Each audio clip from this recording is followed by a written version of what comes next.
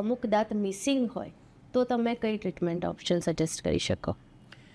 જ્યારે કોઈ patient missing દાંત સાથે અમારી પાસે આવે છે ત્યારે અમે એમને 3 ઓપ્શન્સ આપતા હોઈએ છીએ. સૌથી પહેલો ઓપ્શન છે કે ઇમ્પ્લાન્ટ. જ્યાં દાંત મિસિંગ છે, જ્યાં જગ્યા ખાલી છે, ત્યાં એક ઇમ્પ્લાન્ટ મૂકીને અમે એના ઉપર કેપ આપી શકીએ છીએ. બીજો ઓપ્શન છે કે જેટલા દાંત મિસિંગ છે એના આગળના અને પાછળના દાંતનો સપોર્ટ લઈને આપણે એને બ્રિજ આપી શકીએ છીએ. ઇમ્પ્લાન્ટ અને બ્રિજ બંને ફિક્સ્ડ ઓપ્શન થયા. પેશન્ટ જાતે એને કાઢી નહીં શકે અને એમાં ચાવવાનું બહુ જ સારી રીતે ચાવી શકશે. પણ કોઈ કારણથી પેશન્ટને જો આ બંને ઓપ્શનમાં નથી જવું તો ત્રીજો એક ઓપ્શન અવેલેબલ હોય છે, જેમાં અમે અમને કાઢવા પહેરવાવાળું ચોકઠું પણ સજેસ્ટ કરતા હોઈએ છીએ.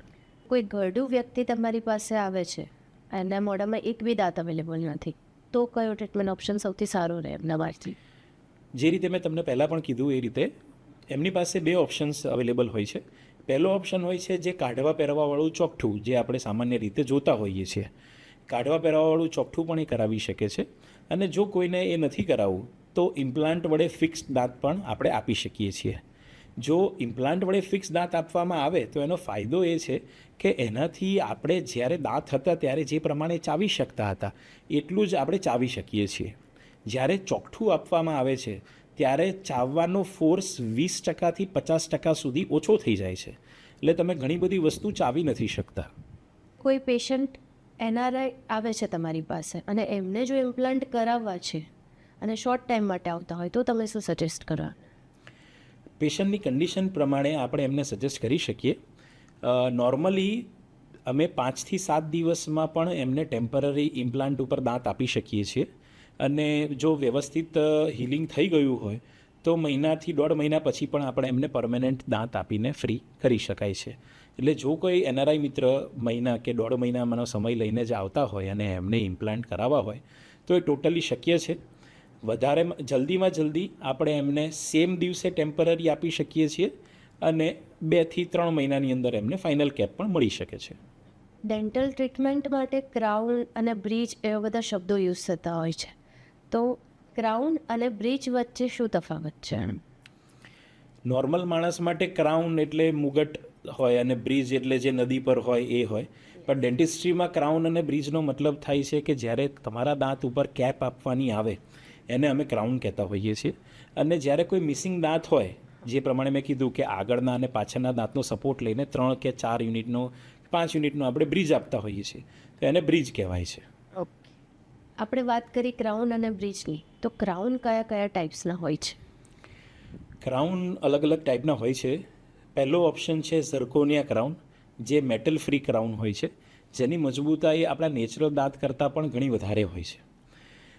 એ ઝર્કોનિયા ક્રાઉનમાંથી લાઇટ પાસ થવાના કારણે એ ઘણા નેચરલ લાગે છે અને ખૂબ મજબૂત હોય છે. અને એ કોમ્પ્યુટરાઇઝ ટેકનોલોજી કેડકેમ ટેકનોલોજીથી બને છે. બીજો ઓપ્શન છે સિરામિકના ક્રાઉન. સિરામિકના ક્રાઉનમાં પણ તમને હેન્ડમેડ અને કોમ્પ્યુટરાઇઝડ મેડ કેડકેમ મેડ ઓપ્શન્સ મળે છે. અને ત્રીજો ઓપ્શન છે મેટલ ક્રાઉન, જે સ્ટીલના ક્રાઉન કે પહેલાં જે કહેતા હતા લોકો ચાંદીના દાંત, એ અલગ અલગ ઓપ્શન્સ એમાં તમારી પાસે હોય. ક્રાઉન અને બ્રિજ નથી કરાવ પણ ફિક્સ દાંત જોઈએ છે, તો ઇમ્પ્લાન્ટ કેટલા અંશે સારો ઓપ્શન રહી શકે? જેમને રિમ્યુવેબલ ડેન્ચર નથી કરાવવું અને એમને ફિક્સ દાંત જોઈએ છે તો એમના માટે ઇમ્પ્લાન્ટ ઘણો સારો ઓપ્શન છે.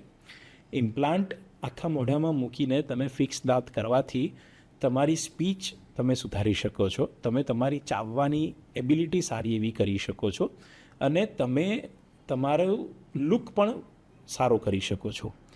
અમુક ઉંમર પછી તમે જે ચાવો છો એમાંથી તમને જે ન્યુટ્રિશન મળે છે એની ઇફેક્ટ તમારા આખા બોડી પર દેખાય છે.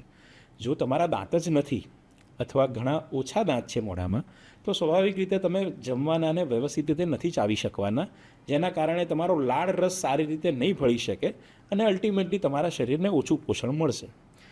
જો તમે ઇમ્પ્લાન્ટ વડે ફિક્સ કેપ કરાવો છો અને વ્યવસ્થિત ચાવી શકો છો તો તમને વધારે પોષણ મળશે અને તમે ડાયાબિટીસ અને બીજા રોગો સામે સરળતાથી લડી શકશો. રૂટ કેનાલ શું છે?